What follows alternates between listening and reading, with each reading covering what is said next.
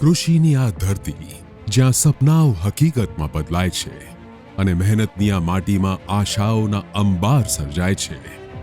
બાયર સેમિનિસે વર્ષોથી કૃષિમાં પોતાનું યોગદાન આપીને ખેડૂતોને સહારો આપ્યો છે અને આ પ્રયાસને આગળ વધારતા બાયર્સ એમએનએસે આવા જ અનેક સાથી ખેડૂતોને સહયોગ આપીને તેમને આગળ વધવાનો અવસર પ્રદાન કર્યો છે.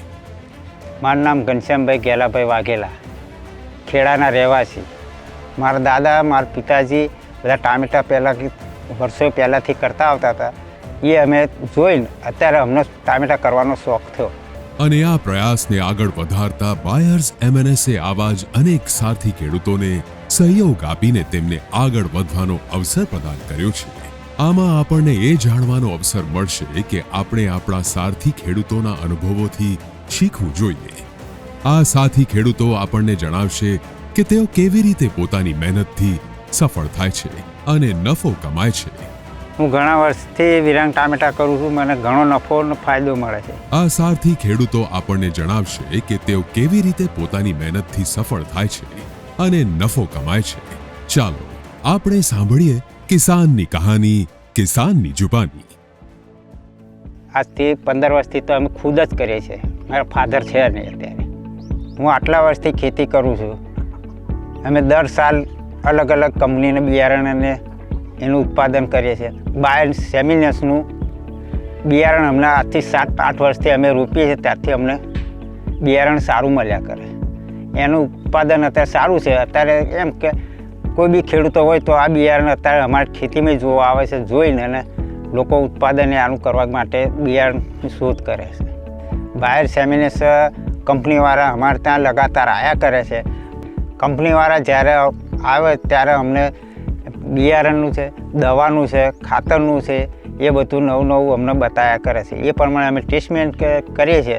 નવી ટેકનોલોજી અમને શીખવાડે. જો બિયારણ નવું આવવાનું હોય તે કંપનીનું અમને શીખવાડ્યા કરે છે અને નવી વસ્તુ બતાવ્યા કરે છે. તો અમને ઉત્પાદન સારું મળ્યા કરે છે.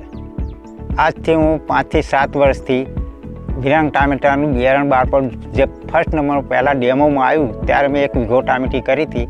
એમ જ ઉત્પાદન જોયું. ત્યારથી આજ સુધી 7 વર્ષ 8મું વર્ષ થવા આવ્યું પણ વિરાંગ ટામેટા જ અમે કરીએ છીએ.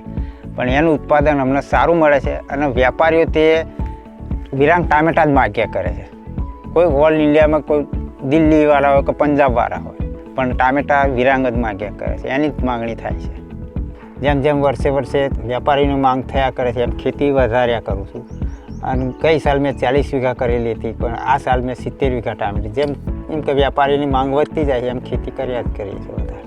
મને ખેતી કરવાનો શોખ છે.